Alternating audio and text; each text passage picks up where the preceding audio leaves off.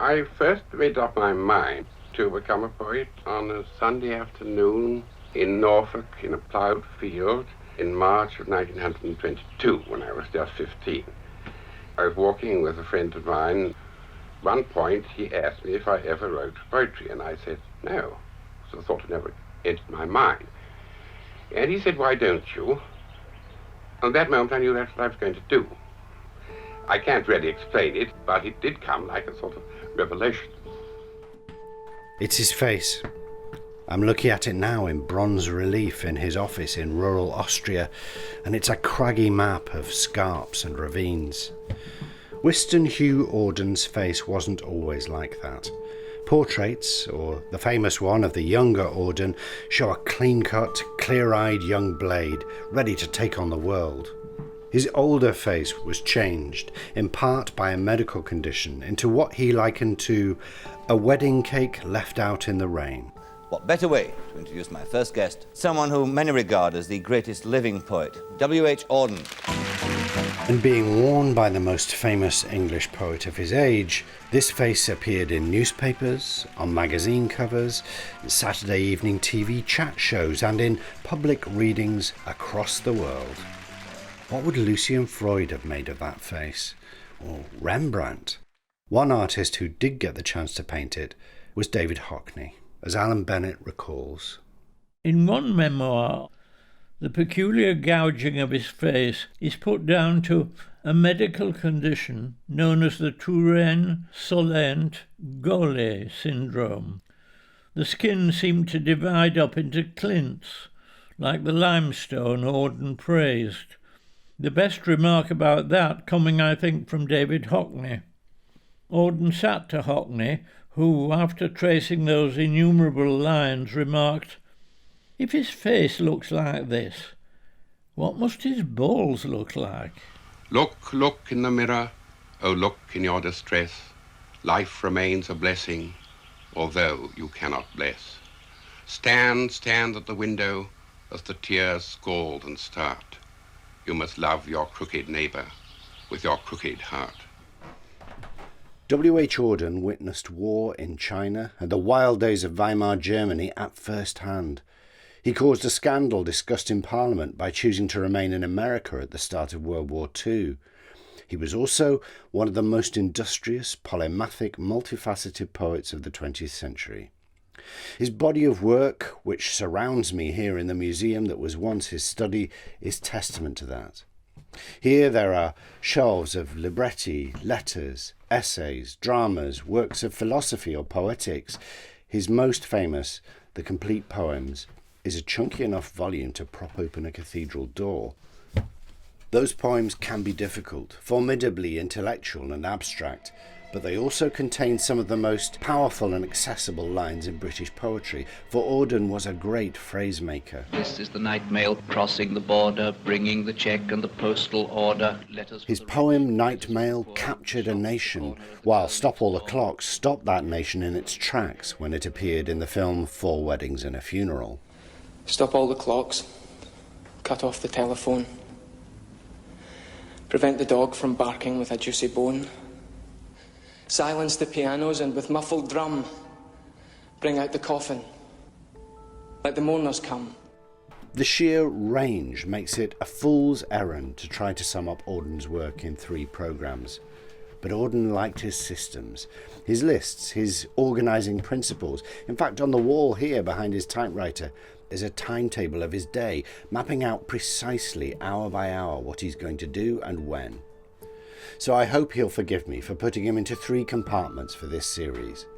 Now, most poets would love to be regarded as one of the great political poets, one of the great love poets, or one of the great metaphysical or religious poets of their century. Auden would have a place on all 3 lists.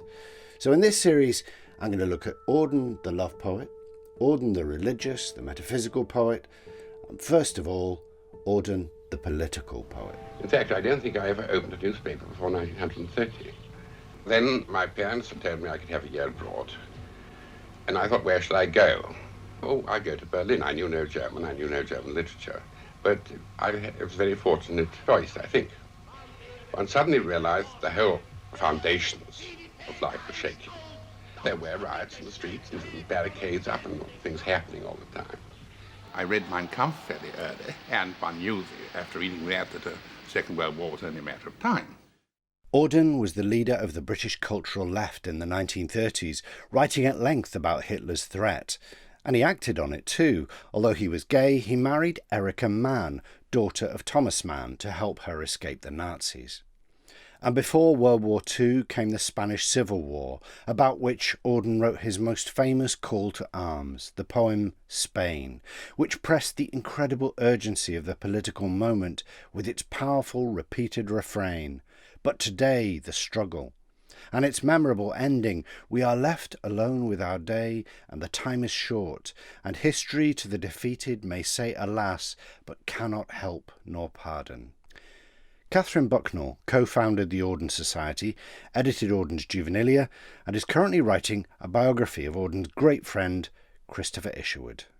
They both went over towards the left. Auden was far more outspoken. I mean, he wrote Spain. He was willing to stand up and be counted.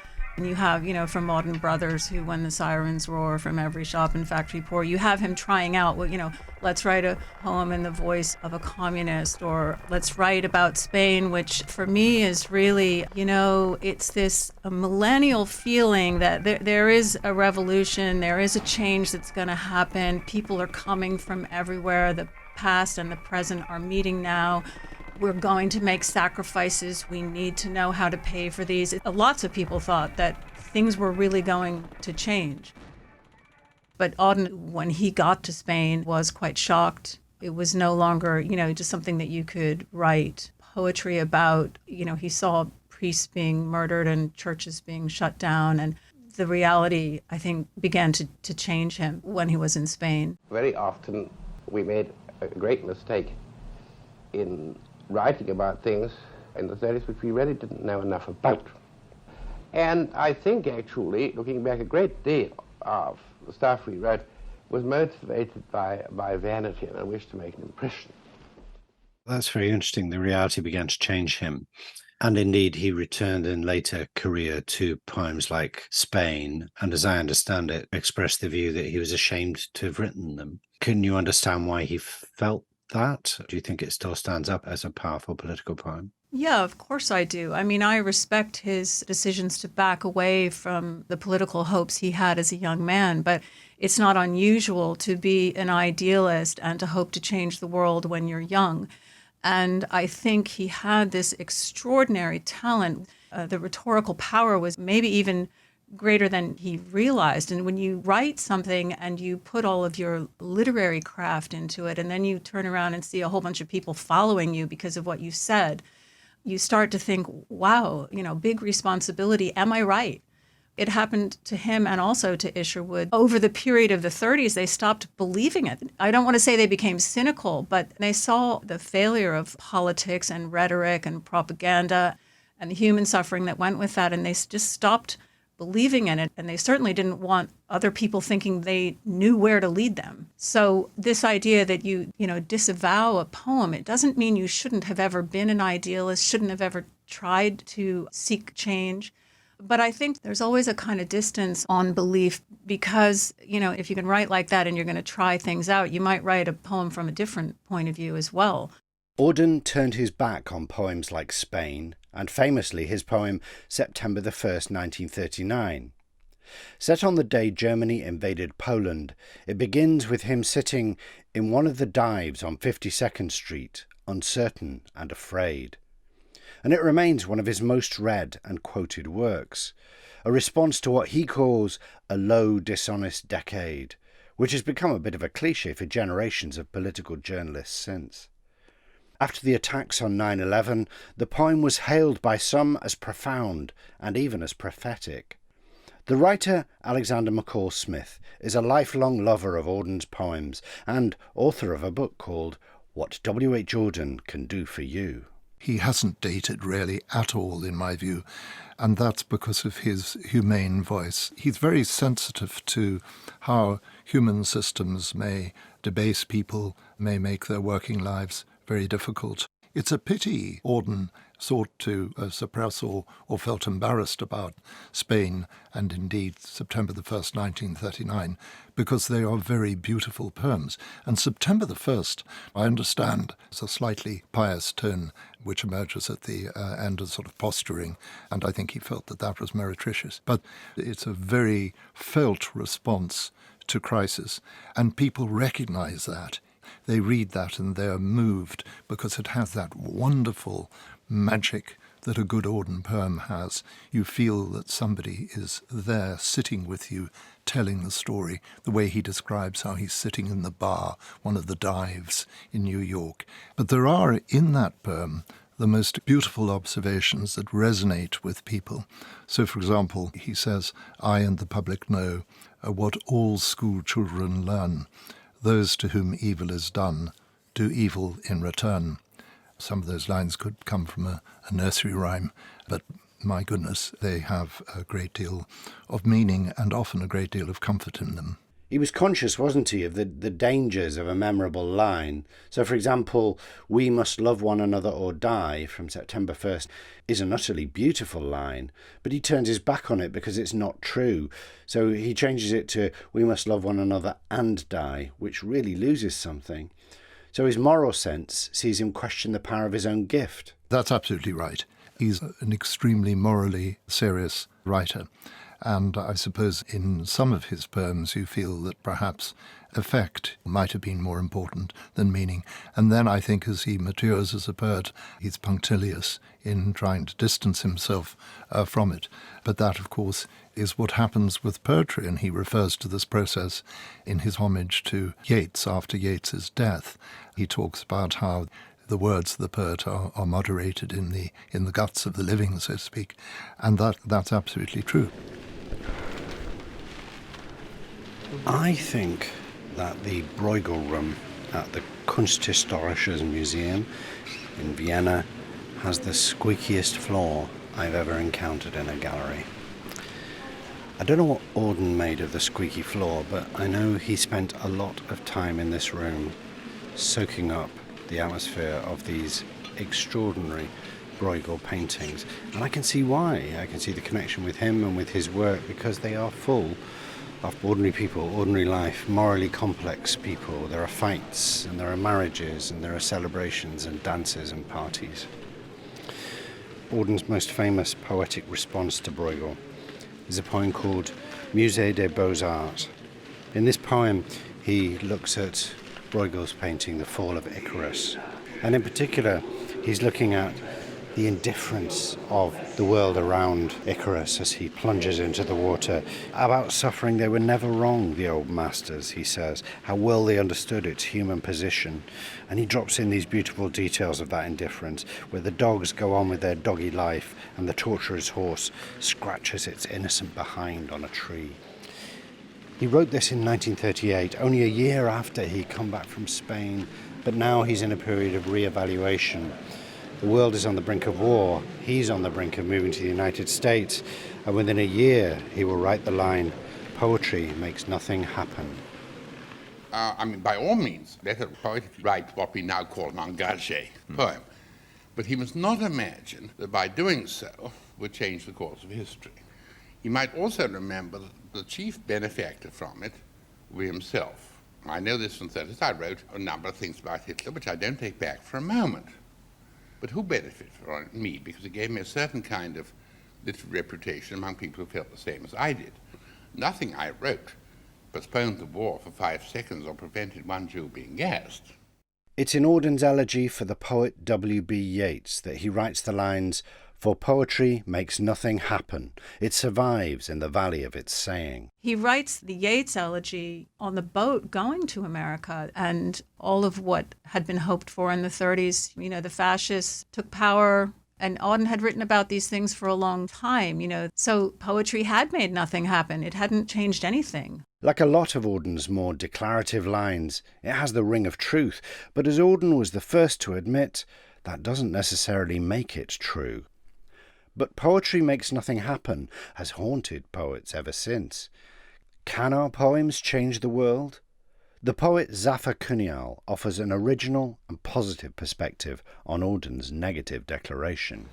I do think, it'd be daft if you went around thinking that you could change things with a poem because it's so well written. But, I sometimes read that line differently and think about the idea of making nothing happen. And often what politicians make happen isn't always good.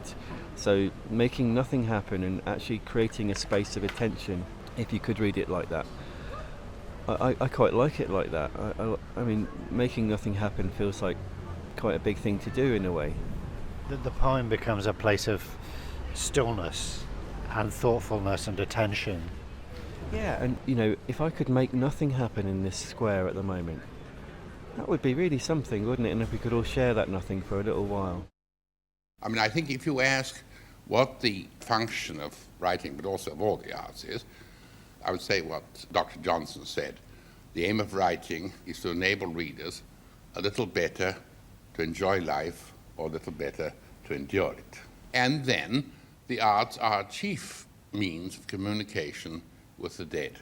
And I personally think that without communication with the dead, a fully human life is not possible. Auden himself died here in Vienna 50 years ago, in a hotel just round the corner, having given a poetry reading to the Austrian Society of Literature. His later decades were split between New York and here in Austria, where he found a home in the nearby village of Kirchstetten and wrote some of his most celebrated poems. It's red hot here in the city today, and I'm off to find a quiet cafe to escape the heat and meet two academics, Timo Fruwit and Sandra Meyer, from the Austrian Academy of Sciences, who are studying Auden's life in Austria through his letters to the writer Stella Musselin. I mean, there are definitely those little acts of political activism. I mean, he tried to help very practically when the Prague Spring happened in 1968.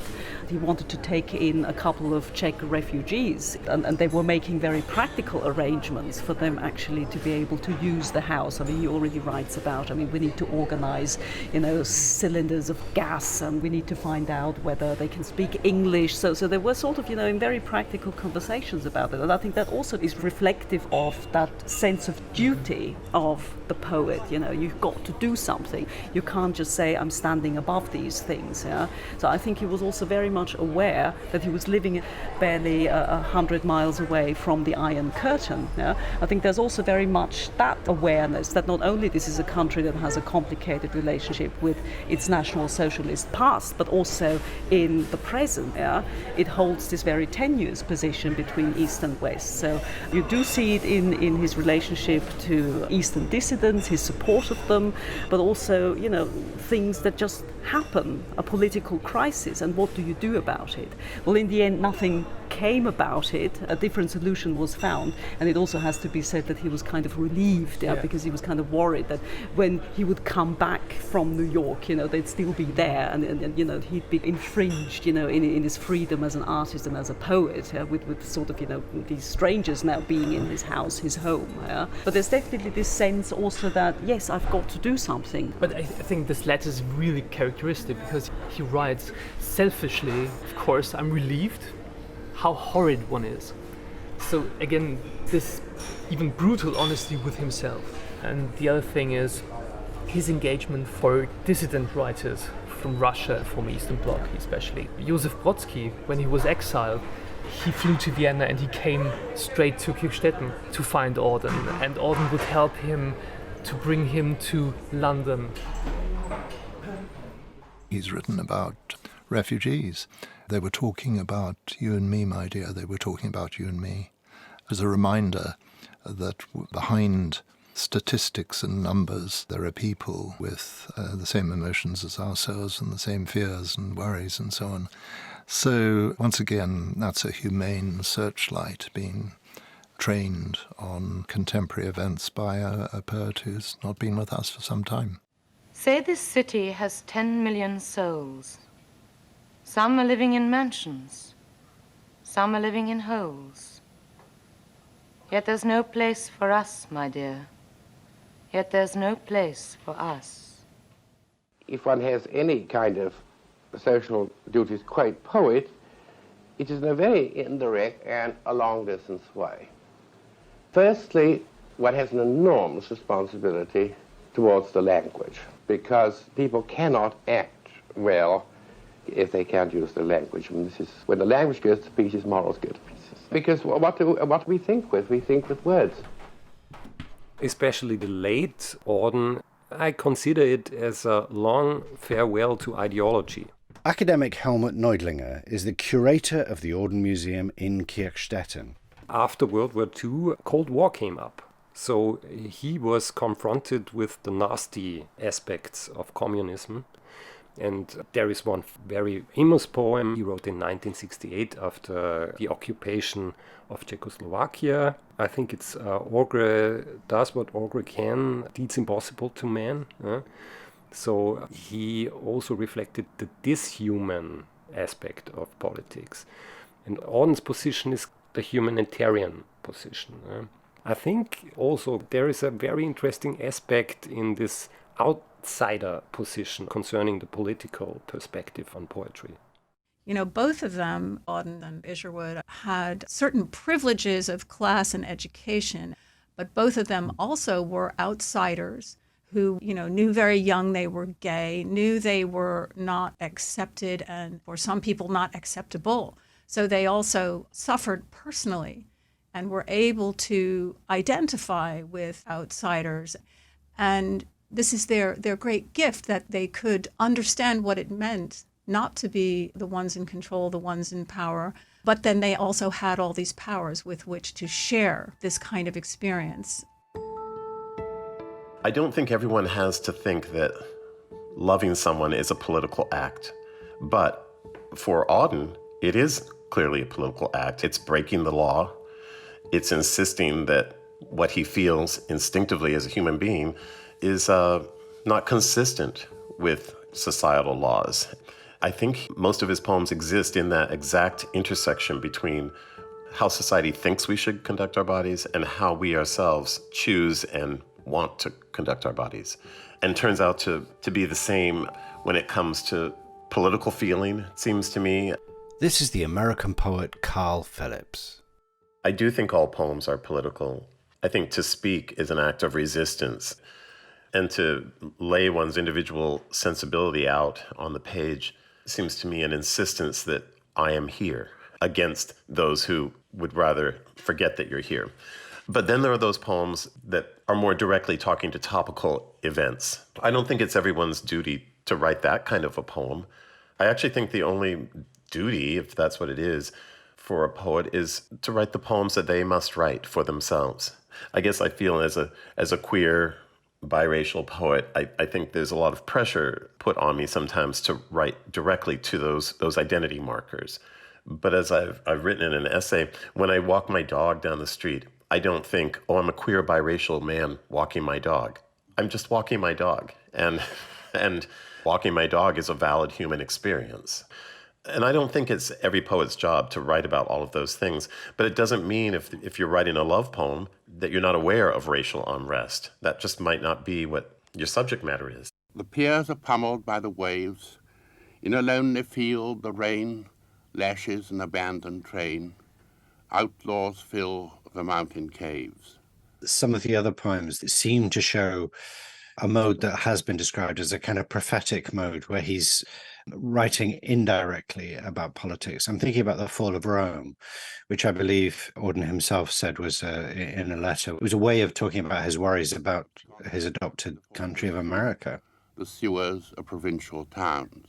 But this is a much more, if you like, mythic way of writing a political poem. Well, I absolutely love that poem. And I feel that if you've been burned by writing about Spain, that the idea that you would then use myth or allegory to address things, this is what you had to do in Soviet Russia, but maybe you had to also do it in the West. You want to make the point, you find a different way to do it. As an unimportant clerk writes, I do not like my work on a pink official form.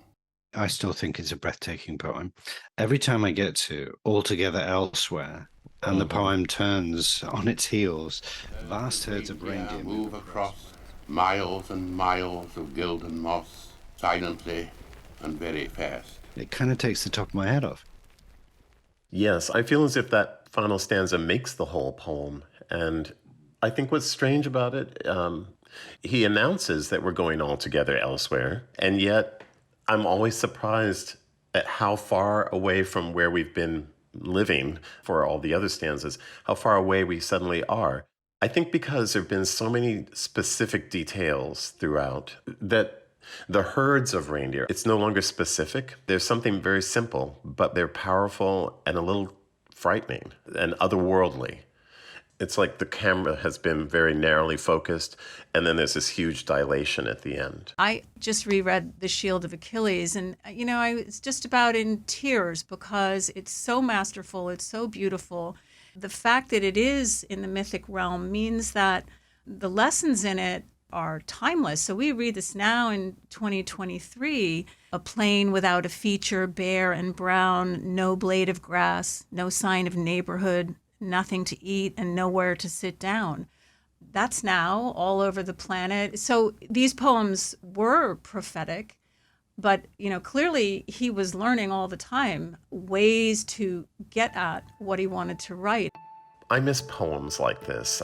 What I think he does very well is talk about how difficult and messy it is to be a human being.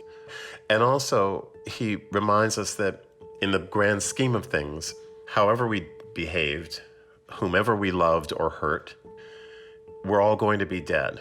And meanwhile, somewhere there are reindeer, there's a natural world that doesn't even know of us, and none of it actually matters. And yet we have to make it matter while we're alive. I guess that's why we're here.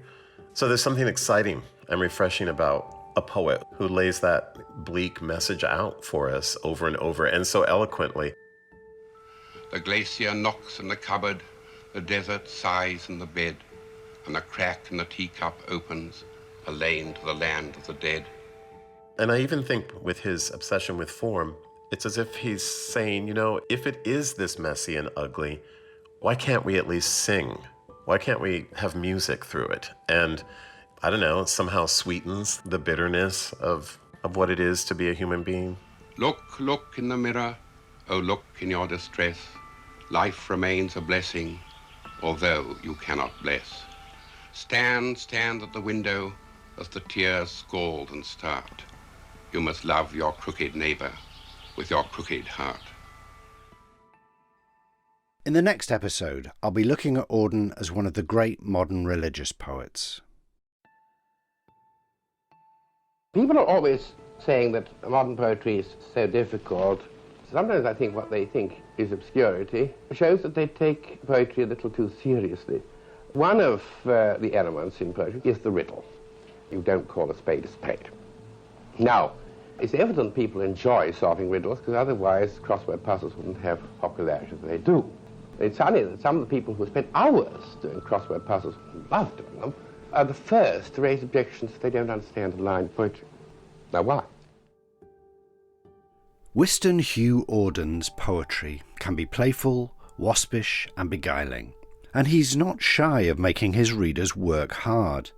His poems explore complex ideas and are peppered with historical, scientific, theological and literary allusions. He deployed a wide range of templates and models to make his poems, line and stanza patterns from ancient Greek, Anglo-Saxon and Welsh poetry, often with his own spin as a formal innovator. He's a more talented formalist than the rest of us, and really probably than any other 20th century poet. Poet and critic Hannah Sullivan says this virtuosic formalism was a challenge for him as much as for his readers.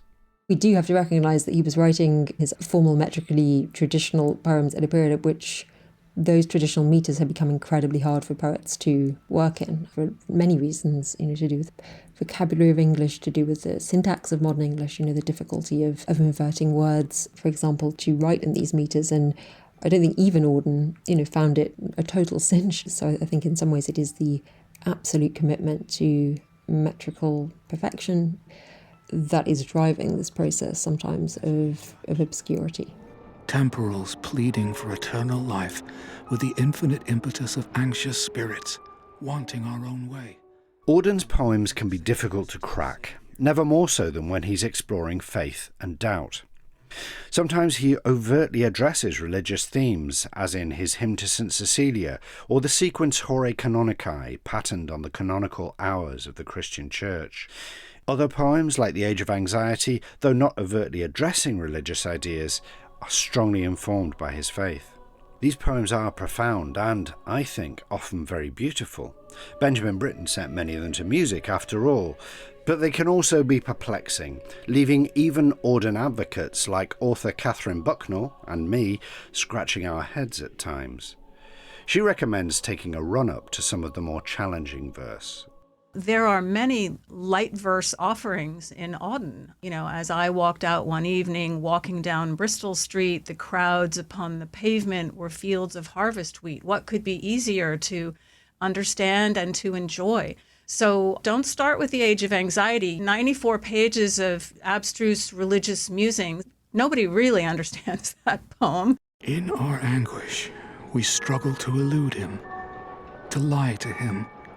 Yet his love observes his appalling promise. His predilection, as we wander and weep, is with us to the end. Undaunted, well, perhaps just a little daunted, by the difficulty of some of the poems, this religious, metaphysical face of W.H. Auden's work is my focus in this episode. I first read Auden's poems in my late teens as a young atheist poet, but even then I was enchanted by his poems about faith and doubt. They've stayed with me, even decades since I lost my faith in atheism, and they remain a challenge to any poet working in this territory, to push and keep on pushing. My name is Rachel Mann. I'm a priest, I'm a poet, I'm Archdeacon of Salford and Bolton. I want to say that he's infuriatingly simple and complex at the same time. When I read that extraordinary sequence on the canonical hours, Horae Canonicae, I find myself carried along by lines, words, sentences which feel immediately accessible, but it's infuriating because it's simple rather than simplistic. As one of the crowd, he believes, and only believes, in that in which there is only one way of believing. I feel like he's mainlined into something profound in the religious substrate, as it were, of Christian history. He seems to have a mastery of the religious tradition which holds the moments of Good Friday, but also these deeply embedded references that I find in his poetry to people like Dante in the poem Sext. You know, where should we be but for them, feral still, unhouse-trained, still wandering through forests without a consonant to our name? I hear echoes of the purgatorio, of a soul wandering through the depths of the dark city, as it were, of hell. But there's just riches there that I find infuriatingly simple and complex. And perhaps that's part of why at times I just find myself baffled by him, but just utterly beguiled. Both of Auden's grandfathers and 4 of his uncles were Anglican priests. He described his upbringing as unusually devout, but not in the least repressive or gloomy, and said his first religious experiences were exciting magical rites. He was confirmed into the church at the age of 13, and shortly afterwards he drifted away from it. To say he lost his faith would be, as he put it, melodramatic and false. I simply lost interest. At the age of 32, you reverted to Christianity. What made you do that? Well, I was brought up, my parents were pious, and well, like a lot of people, when I was about 15 and so on, I thought this was all nonsense. And basically, I think what I thought was that what are normally called the humanist values can exist without a theological basis. I finally came to the conclusion they couldn't. That interest in religion came back suddenly and powerfully one evening in June 1933. Auden, who was working at the time as a teacher, was outside with a group of his colleagues when the world changed. It's an experience he describes in one of his greatest poems, A Summer Night, with its famous opening, "Out on the lawn I lie in bed." Vega conspicuous overhead in the windless nights of June. This moment reignited his faith, and this fascination with metaphysical or religious ideas would fuel his poems for the rest of his life. Lucky this point in time and space is chosen as my working place. The dialogue between religious faith and doubt is one of the key strands in W.H. Auden's poetry, yet he's often not seen as key figure in that territory in the way that, say, George Herbert is, or R.S. Thomas. I'm on the train to Cardiff to talk to theologian, poet and former Archbishop Rowan Williams, who believes W.H. Auden is one of the most important and greatest religious poets we have. He really did see himself as a sage. So, yes, from the very first, there's an agenda, not in the sense that the poetry is moralizing. He lets the poetry do its own work and be itself. But you know that there's behind it a deepening sense of the human condition, and that he wants to rub our noses in the human condition in a big way. And he's not afraid of very high levels of abstraction. And in the poems that have a more religious flavour, it's not, again, that there's exactly a theology in them, but he writes them with an eye to spiritual maturity. You're a human being. This is what you've got to reckon with. Don't mess around. This is it. Get used to it. Often in this context, Out on the Lawn I Lie in Bed is cited, and he described it, I believe, as a vision of agape, by which I mean love of neighbour, love beyond individual love. Now north and south and east and west, those I love lie down to rest. The moon looks on them all.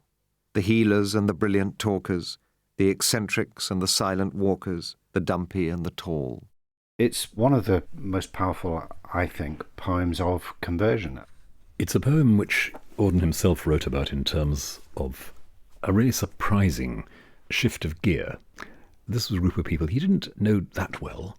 There wasn't any kind of sexual chemistry, but suddenly there was a sense of absolute solidarity, and with that comes the absence of threat, the absence of fear. I think that's captured in this extraordinary little cluster of images. The lion griefs loped from their shade, and on our knees their muzzles laid, and death put down his book. That's just one of the greatest images he ever comes up with, I think. The threats come out of the shadows. You look at them, and they're pacified. Somehow there's a pause in the whole sequence of time. Death has just relaxed for a moment. So can you. And conversion, therefore, is not, in this context, suddenly acquiring a whole set of new ideas about things. It's entering almost unsought and unexpectedly into a completely different landscape. It's not that he suddenly becomes a much better person, capital M, capital B, capital P. He just knows that there is another frame of reference, and that the poetry is the best way of getting back into that other frame of reference. Love is the framework against which everything else takes place. That's what the poem is deeply about, to my mind. And it's 1933. He's very tentatively fingering over some of the relics of his childhood faith. And he doesn't quite come back in for a good few years more. But that experience and that poem are the watershed from which new sources are released. The great Auden scholar Edward Mendelssohn puts faith at the heart of this poet's work and says that Auden thought of religion as derived from the commandment, "Thou shalt love thy neighbour as thyself." He quotes Auden saying that on that summer night in 1933, "I felt myself invaded by a power which, though I consented to it, was irresistible and certainly not mine. For the first time in my life I knew exactly, because thanks to the power I was doing it, what it means to love one's neighbour as oneself." The experience lasted several days, and Auden said, "As long as I was possessed by this spirit, it would be literally impossible for me deliberately to injure another human being." The word lucky, which appears in the lines, "Lucky this point in time and space," becomes a byword for Christian grace. Reading this poem is reading, for me, something that could not be said otherwise.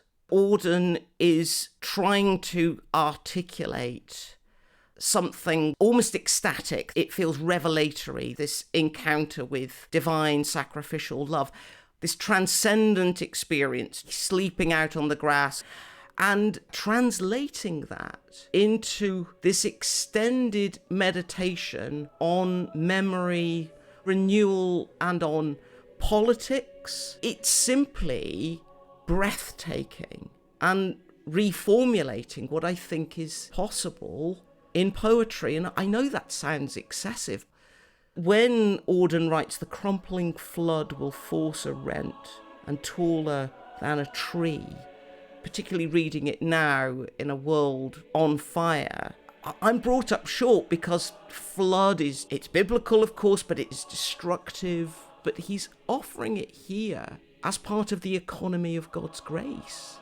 And I do find that a challenge to try and understand our present concerns through a wider lens that leads us ultimately to say, in whose time, in whose economy, and in whose ecology are we invited to place ourselves? And Auden's answer is ultimately God, and I guess my answer is ultimately God. Although Auden was committed to and passionate about religious belief, the question of how it should come through in his poems was one he characteristically agonised about. Some time ago, wasn't it, you said you agreed with all 39 articles of faith of the Christian Church. Well, it's a long time since I read them all. But there is behind your work now a kind of basis of belief and ontological. Well, I suppose so, because I have certain beliefs. The question that does interest me there is that I'm inclined to think one of the points of Christianity and its effect on the art is to make all art secular. And I'm highly suspicious, though I've occasionally written some myself, of poetry which makes direct religious references. Because you must intend a poem to be a beautiful verbal object which is to be admired. Well, then it's a little funny if this is you out of, we'll say, the more sort of penitential ones, sort of anguish, guilt, and so on, to make an admirable object out of this. I made it perfectly all right, but I wondered. I was thinking about what kind of religious poet he is, Auden. He seems slightly to sit outside the notion of a potentially a sacred poet, a devotional poet. Well, he's a Donne rather than a Herbert, isn't he, to put it mildly? To paraphrase Browning, his interest on the dangerous edge of things. It's not devotional, but he is serious about it, because Auden's Christian perspective is absolutely fundamental. He reaches deep into the tradition, and also he reaches out to marginal and difficult figures like Kierkegaard and Bonhoeffer. The poem Friday's Child about Bonhoeffer is one of his most outstanding religious poems, beginning with this image of the God who lets us go. He told us we were free to choose, but, children as we were, we thought, paternal love will only use force in the last resort. And so it can't be all that surprising if we don't get postcards from home all the time. And he so skillfully plays with that basic image of the sealed letter. All proofs or disproofs that we tender of his existence are returned unopened to the sender. And then at the end of the play he comes back to, and did he really break the seal? And it's the resurrection, but it's also, has God ever opened our letters? Is there an answer anywhere? Is there? And I think that's part of the skill of the poem, which is on exactly that hard edge of faith and doubt. For a poet who can seem very didactic, there's a temptation to think they're not exploratory, they're more explanatory. My sense is that that's not true, and particularly in the poems engaging with religious and ethical questions, he's trying to work something out. I think that's absolutely right. A poem like the one about Bonhoeffer, I think at the beginning he really doesn't quite know where it's going, and suddenly the images begin to reshuffle themselves on the surface and come together in that, to my mind, really extraordinary conclusion. Not just the bit about breaking the seal, but also the vertiginous swerve right at the end, beginning with Meanwhile, a silence on the cross, as dead as we shall ever be, speaks of some total gain or loss, And with the end of that poem, I feel Auden has absolutely nailed something for Auden, but also for the reader. And you and I are free to guess from the insulted face by suffering in a public place a death reserved for slaves. One of the things I often feel as I read Auden is if I begin a poem, I really have no idea where it's going. You'll begin with some very, very vivid image or phrase, and you think, what on earth? And you just have to keep attending, and the lights come on all over the room, and it's rather bewildering, and then you come to some utterly authoritative conclusion. It's a very unusual kind of poetry, but it is exploratory, certainly. Exploratory and bold and inspiringly so. Certainly for the poet Zafar Kunyal, who was brought back to Auden after unexpectedly being compared to Old Whiston in a review of his own work. When you reread him, did you find clues or hints that you'll take into your own quest to describe divine love or universal love or what spirituality might mean or the nature of the soul? I've never really thought, okay, I'm going to do what this poet does, but I might want to take a sounding of the stakes being high here, and it all looks like this on the page, and yet it's held so much, and it's being reminded that you can do that, and just having that as a possibility, I think that's what we get, is this idea of, oh, this is possible, and I wouldn't want to take any more than that in a way. He seemed to trust poetry, that it would let him hold these things together. And again, that's a kind of religious faith in a way, that the line will hold things for you if you can hold the line well, or something like that, Yeah, sometimes I think of him as this almost impersonal object, like a statue or something. It's very tall and big. Other times, I feel like the wind is still blowing, and the person is still shuffling in his slippers or something.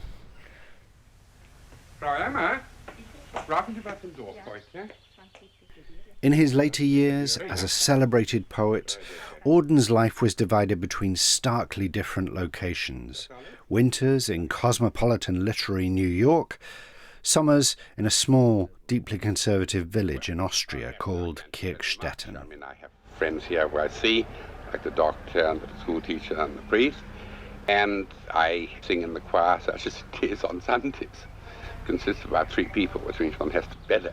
Sandra Meyer and Timo Frühwerth are literary historians at the Austrian Academy of Sciences in Vienna, looking into Auden's life and work in Kirchstetten. He was a very regular churchgoer. He went to the Catholic Church in absence of any Anglican church, of course.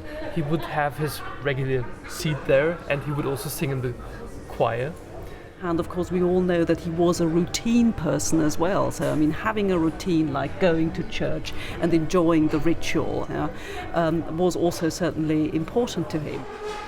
And there's this poem called Whitsunday in Kirchstetten, where he's very much reflecting on this private act of going to church.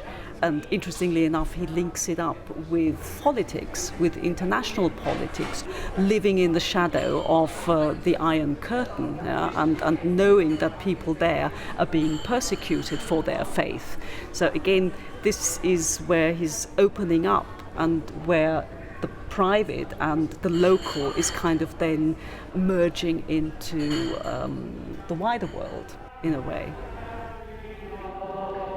In some ways he strikes me as not a very religious poet. There aren't that many poems where you could say the subject matter here is clear, this is one of his religious poems.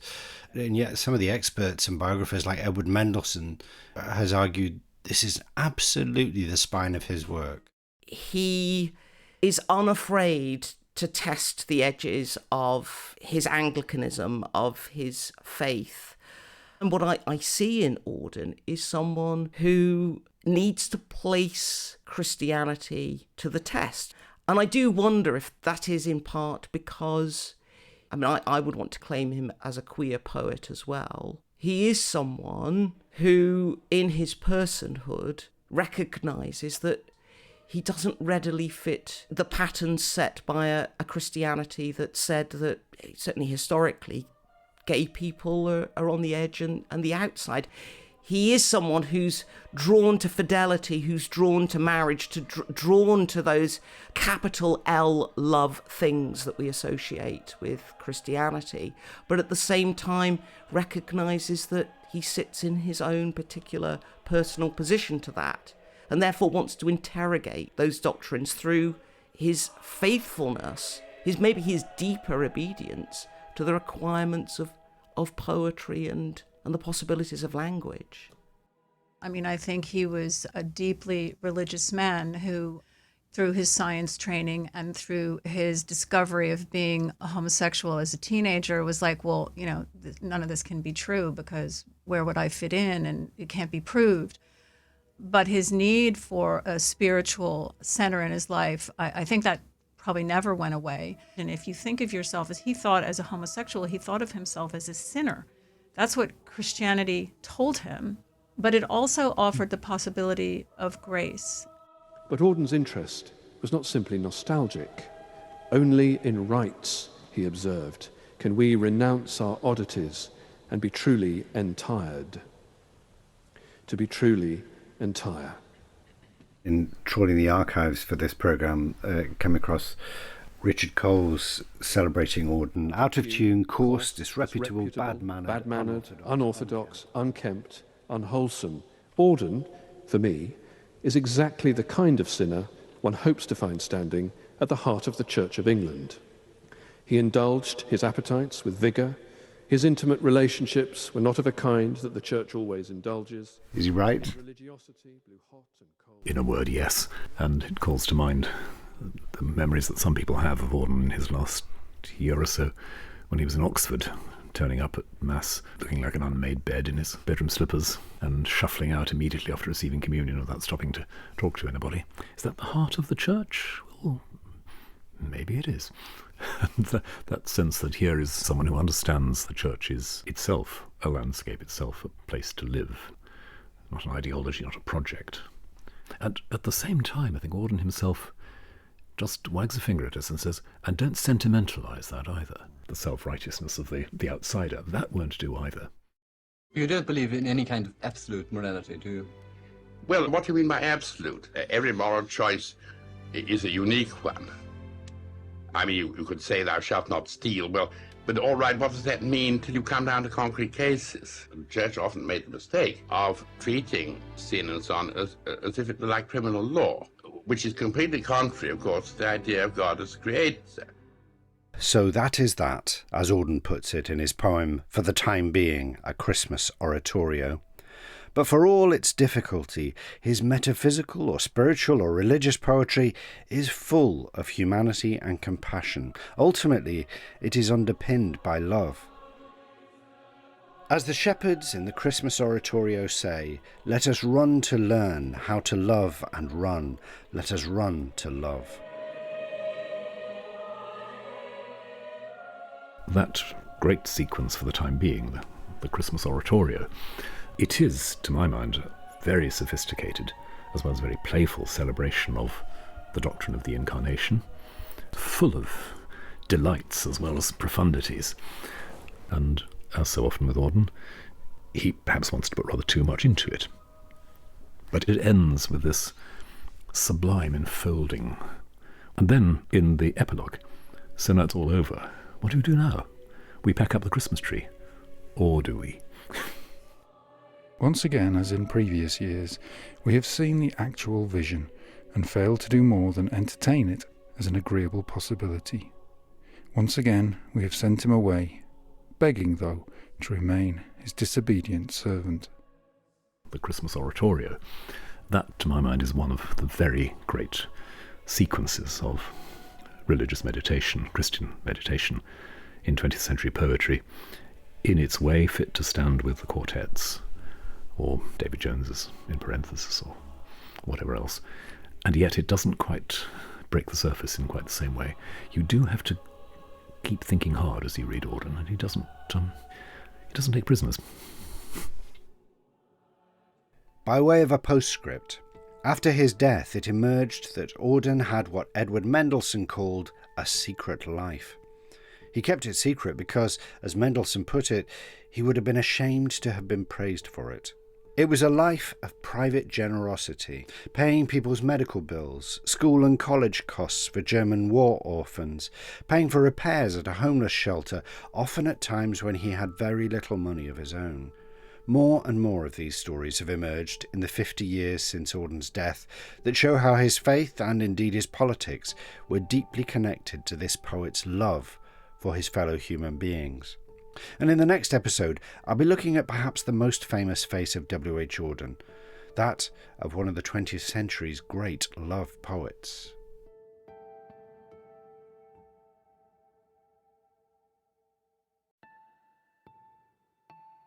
I think right at the heart of Auden's work is this idea of love of others.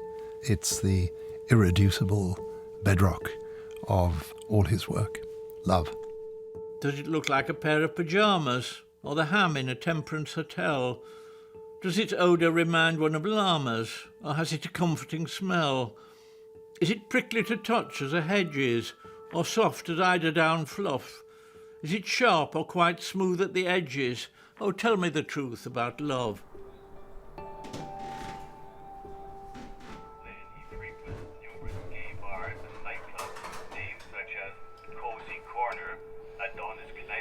I'm in Kirchstetten in rural Austria again, on the edge of the Vienna woods where Auden lived and wrote many of his most celebrated late works. And part of his study is a museum now with a fantastic array of photographs of the young and older Auden. There's an open notebook here, another display, in which he's made a very neat handwritten list of lovers on a trip to Germany between 1928 and 29. There's a Gerhard, there's a Herbert, there's an Otto as well. And over in a corner of the room, on a video loop, is footage of Auden's funeral here in Kirchstetten in 1973, at which I'm really struck by a close-up image of a devastated-looking Chester Kalman, the poet and librettist who Auden met many years before on a trip to New York with Christopher Isherwood, and who became Auden's lifelong partner. Right, let's have a go. And tell me if I'm doing it wrong or whatever. On a bitter cold morning in January 1939, Auden and Isherwood sailed into New York Harbour on board the SS Champion. On their first visit to New York the previous year, Auden had sometimes been in tears, telling Isherwood no one would ever love him. From that out-of-the-body vantage point he shares with God and Norman Mailer, Isherwood looks down on himself and his friend. Yes, my dears, each of you will find the person you came here to look for, the ideal companion to whom you can reveal yourself totally, and yet be loved for what you are, not what you pretend to be. You, Whiston, will find him very soon, within 3 months. If looking for Mr. Right was what it was, this celebrated voyage that put paid to a decade, it was lucky that Auden's quest so soon found its object. Otherwise the start of the war might have fetched him home, still on the same tack, 1st of September 1939, finding him not in a dive on 52nd Street, but in some bleak provincial drill hole, having those famous bunions vetted for service in the intelligence corps. We'll come back to Chester Kalman, Auden's Mr. Right, as Alan Bennett puts it, because even before they met, Auden had written some fantastic love poems in the 1930s, including this one, As I Walked Out One Evening. I love you till the ocean is folded and hung up to dry, and the 7 stars go squawking like geese about the sky. The love in these earlier poems always seems provisional, vulnerable, dogged by a sense of impermanence. But all the clocks in the city began to whir and chime. Oh, let not time deceive you, you cannot conquer time. One of Auden's greatest love poems, Lullaby, written in 1937, is shot through with that sense of fragility, the breath of time on the back of your neck. Lay your sleeping head, my love, human on my faithless arm. Time and fevers burn away individual beauty from thoughtful children, and the grave proves the child ephemeral. Love now, Auden's saying, because it will not last. Yes, as you say, the threat always of, human on my faithless arm. The flow of the metre is so sort of incantatory, I suppose, but it's not really a very romantic, in a straightforward way, description. For the poet and critic Hannah Sullivan, there's a sense of distance and impersonality in Auden's early love poems, as beautiful as they are. And I don't know that in a straightforward way he wrote love poems at all, and that straightforward love poem, really, I think it has to be an I-you lyric, where the you, if not identifiable as a particular historical individual, has a sort of integrity, that continues across the sequence of poems. Or in Auden's case, it's really hard to really know who the poems are for, or even sometimes if they're for any individual. Maybe that does give them a portability, but I think it makes it hard in some ways when you read the love poems, one after the other as a series, to sort of fully commit to the sincerity of them, because there doesn't seem to be a central object to whom they're addressed. This sense of distance in the love poems is inseparable from their subjects and the time in which they were written. Here's the poet Rachel Mann. There is a distance and a coolness in his technique. What's really fascinating is that despite breaking free of the classic lyric I, that nonetheless that there is an intimacy. To be writing love poetry, gay love poetry, that vulnerability found in the use of the I as a way of locating oneself in the poem, that's always going to be exposing. And in resisting that, Auden creates space enough where he can articulate desire, but do so in such a way that offers psychological protection, emotional protection perhaps, but also social protection from a society that not only criticised being gay, but criminalised it too. That, I think, does perhaps have an effect on the poetry, and that relationships that people established in those circumstances sometimes had to be clandestine. Here's the writer Alexander McCall Smith, author of What W.H. Auden Can Do For You. There's a strong sense of fragility, and of course that fragility is beautifully expressed in Lullaby, that exquisite love poem, Lay Your Sleeping Head. I think that's one of the finest love poems ever written in the English language. And that fragility, I think, may be based on the fact that he was always wanted permanence in his relations, and that it was a little bit more difficult to achieve. For the poet Carl Phillips, it's the honesty and the humanity of Auden's love poems that's so striking. That particular phrase, human on my faithless arm, has already built into it this love that we want so much, and this tenderness that we protect has its own destruction built in from the start. So what does it even mean to pledge fidelity to somebody when you already acknowledge that you're unfaithful or have unfaithfulness inside you from the start?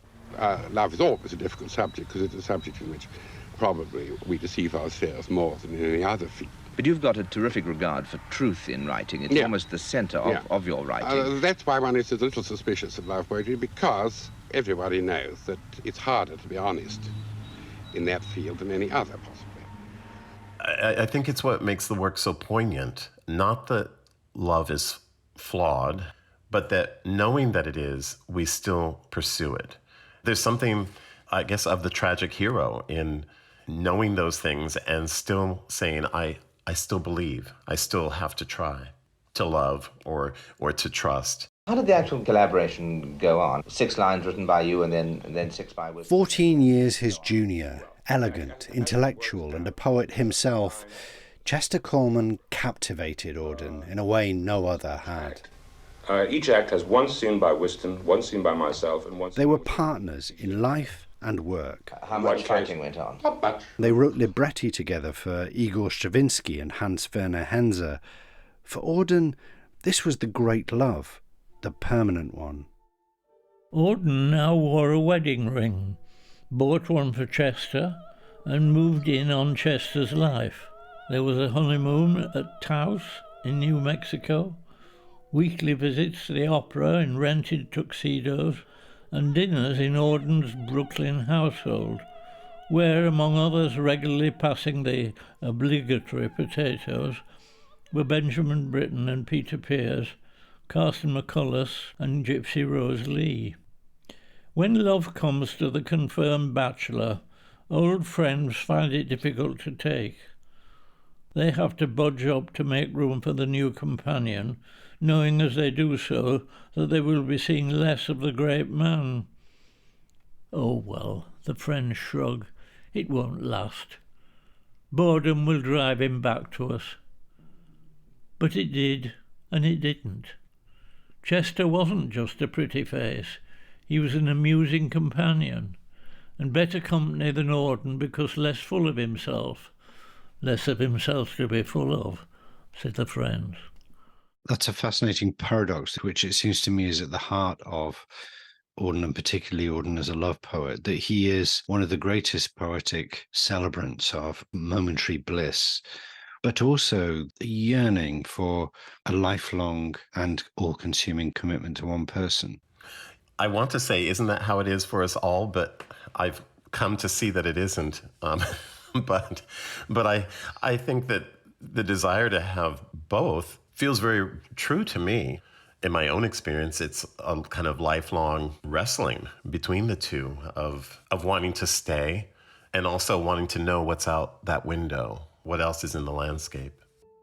A period of exclusive physical attachment, followed by a close friendship in which each party goes its own, sometimes promiscuous way, is not uncommon. Or wasn't. These days, homosexuals are having to do what the people the other side of the fence call working at the marriage. Auden had the sense to realise that sharing a joke is rarer than sharing a bed, which, according to Chester, they ceased to do. Whiston Auden and Chester Kallman were together from their first meeting at a reading in New York in 1939 to Auden's death in Vienna in 1973. But the meaning of together changed over the years, as Alan Bennett says. Though no longer sharing a bed, they remained partners, and for Auden in particular, this was a lifelong marriage. Nobody believed Auden when he said Chester had the quicker mind, but he would not have come to opera without Kallman, or written libretti. A debt Auden always acknowledged, and where the ascription of credit was concerned, he was scrupulous. Chester was more fun to have around than Auden, less likely to go into a huff for a start, and if he was always hell-bent on bed, at least it didn't have to be on the stroke of 9 o'clock, like his lover. With Auden in bed and Chester still in shrieks with his chums next door, there must often have been something of "we're having a whale of a time below stairs" to the ménage. Although Chester had left the marriage bed, Auden found solace and joy in a relationship with a young Viennese called Hugel, which lasted a decade and was honoured in his poem called Glad. Hugel, for a decade now, my bed visitor, an unexpected blessing in a lucky life. For how much and how often you have made me glad.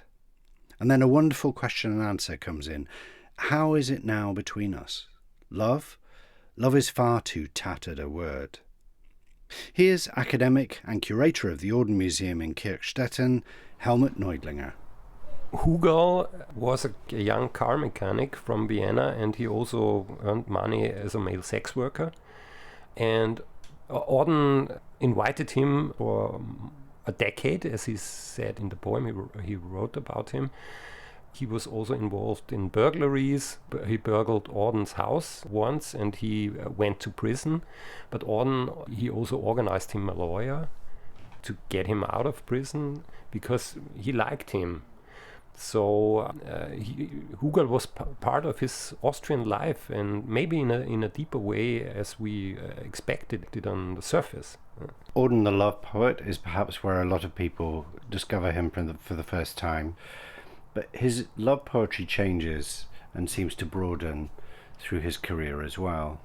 I think the older he grows, the more he is not only a loving but a caring person.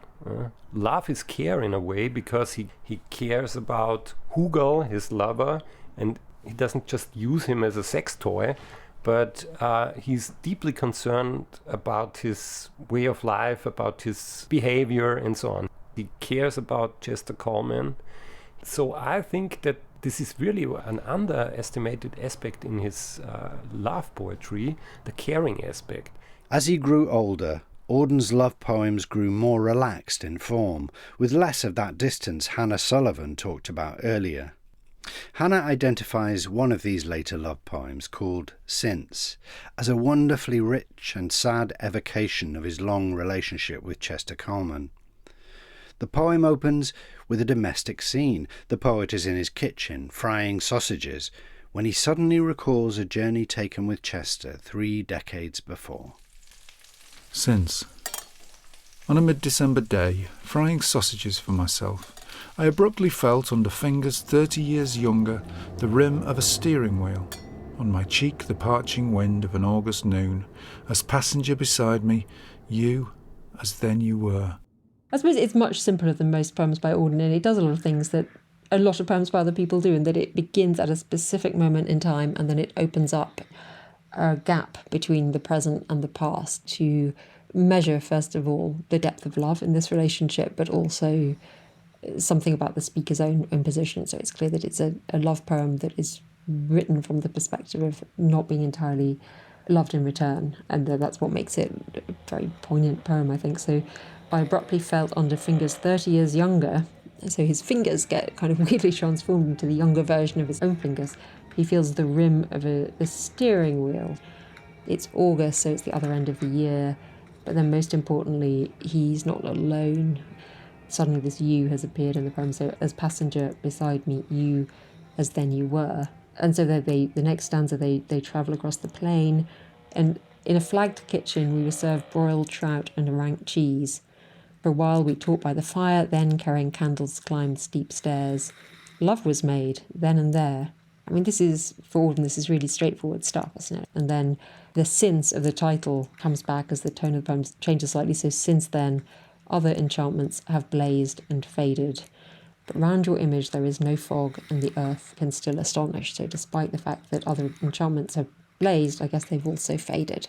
And there is something about this relationship that has a permanence. So then the final stanza is a question of what then should I complain, pottering about a neat suburban kitchen. Solitude? Rubbish. It's social enough with real faces and landscapes, for whose friendly countenance I at least can learn to live with obesity and a little fame. And there's something sort of reckless, I think, about all of the embarrassing things that he confesses to in that stanza. I mean, that he potters about, that it's suburban, that he's alone, that he's obese. It's a very sort of human description. It could apply to so many of us, and yet at the back of it there does seem to be a genuine unhappiness, which is that he is, despite all of these things, for this moment, making these sausages entirely alone. There is one poem, there is a line, let the more loving one be me. That's so magic in a way, because it's such a hard thing to say. When someone says, let the more loving one be me, it's without any return of investment. And this is what people move so deeply about his love poems. If equal affection cannot be, let the more loving one be me. Now that really is an amazing thing to say. You could carve this in stone and put it above your front door, and it would guide you in your life. At one level, it's just a remark on unreciprocated love, but it also says something about our relationship with other people. We want the world to love us, and many of us actually don't really feel the affection that we feel for the world. And the message there is always persist in loving other people, no matter what response you get. Now that really is such wonderful advice. It was Kalman who found Auden dead in 1973, lying in his hotel bed in Vienna after a poetry recital the night before. Kalman knew Auden was dead because he was lying on his left side. He never lay on that side. Stop all the clocks. Cut off the telephone. So this was the moment. Prevent the dog from barking with a juicy bone. This was the poem, recited in a hit movie I'm watching for the umpteenth time. It's all coming back to me. Bring out the coffin. Let the mourners come. This moment brought Auden back into popular consciousness 2 decades after his death. Although the poem began life in a longer version as part of a political satire, Auden reworked it, and in the new version it came to be regarded as a heart-rending poem about love and loss. It was my north. And when it was performed by a grief-stricken lover in 4 Weddings and a Funeral, it brought Auden's work to huge new audiences. You know it. Stop all the clocks. The poet Zafar Cuneo remembers this moment vividly as his first proper encounter with Auden. I thought that love would last forever. I was wrong. It definitely struck a chord, partly because John Hannah, the actor, his character was reading somebody else's words to express these shocking feelings of grief, and I always find that really moving when someone hasn't got their own words for it but is leaning into somebody else's words that they don't know. And yet, as a poem of love and grief, it's not quite what you might expect. It starts with this accumulation of images. Yeah, it feels perfect really, and it feels very easily achieved. You've got an almost comic feeling line with prevent the dog from barking with a juicy bone, but then the silence of pianos and with muffled drum feels like a kind of stately funeral commentary almost. And I do love how muffled drum begins and ends with M, and mourners come begins and ends with the sound of M too, which is a kind of closing of the mouth. So we're going back to the idea of things stopping, and there's something beautifully muffled about the muffling of the M. And that idea of the stately funeral that you just referred to goes up another notch, doesn't it, in the second stanza. Let aeroplanes circle moaning overhead, scribbling on the sky the message he is dead. Put crepe bows around the white necks of the public doves. Let the traffic policemen wear black cotton gloves. So we've dialed it up now, haven't we? This is a kind of public grief. Yeah, you can almost hear a kind of whispering commentator in the early days of television or something. And yeah, this is where it's almost over the top, isn't it? The crepe bows around the white necks of the public doves. And it sounds almost pantomime. And yet, the next stanza, when I hear that reading in the film, this is the moment when I kind of crack up. He was my north, my south, my east and west, my working week and my Sunday rest, my noon, my midnight, my talk, my song. I thought that love would last forever. I was wrong. It's devastating, isn't it? It is, yes, and yeah, that's the most prosaic line in the poem. I thought that love would last forever. I was wrong. It's just a statement of fact, really. But it starts off with north, south, east and west, so we go in every direction. We're almost covering the world and beyond. So you know that this person is everything, and we go from the world to, you know, the everydayness of life and love. My noon, my midnight, my talk, my song. And song is hope and something youthful and beautiful, but then song rhymes with wrong, and that really thuds, doesn't it, and hits home and hurts. We're taken even deeper in the final stanza, but also broader. Everything must stop now. The stars are not wanted now. Put out every one. Pack up the moon and dismantle the sun. Pour away the ocean and sweep up the wood, for nothing now can ever come to any good. Yes, and I remember afterwards when I did buy the little pamphlet book that Faber put out, looking at this poem again and thinking how we've got the moon being packed up and the sun being dismantled, and I love just the scope of poetry that it could dare to talk about these big things and pack them up on a little page. Somehow through the sound of the words he's done all these massive things, and then for nothing now can ever come to any good, which again is a prosaic statement, but it's all gone, isn't it? Everything that's holdable and open, it feels like it's gone in that word good. Pour away the ocean and sweep up the wood, for nothing now can ever come to any good. I've always thought, in general, that the way for poems to have authority is for them to show vulnerability. And I think as much as people often turn to poetry for consolation and for resolution, the best poems, to my mind, leave us sort of in the midst of many questions that are disturbing to sit beside. And I mean, there's this very, I think, early poem called Taller Today. Taller today, we remember similar evenings, walking together in a windless orchard where the brook runs over the gravel. A particular line that stands out for me is the beginning of the third stanza, but happy now, though no nearer each other. And I'm interested in that line, the idea that we're no nearer each other than we were before, but we're happy. I think is an early kind of glimmer of the conundrum that appears in so many of Auden's poems. It seems related to Human on My Faithless Arm. Intimacy and betrayal lying right next to each other. Or the fact that we can be happy and physically next to each other, but we don't understand each other any better. We're just conundrums, walking conundrums. And I think he leaves us with the messiness of what it means to love somebody. When it comes, will it come without warning, just as I'm picking my nose?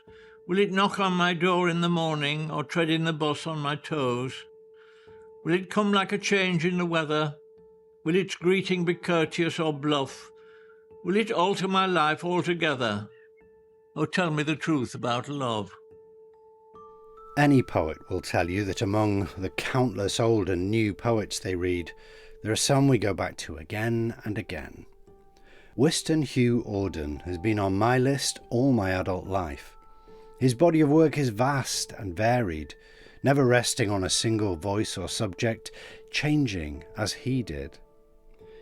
He said in an interview not long before he died, "One might ask what should I write at the age of 64, but never what should I write in 1940, or, put perhaps too simply, be true to yourself."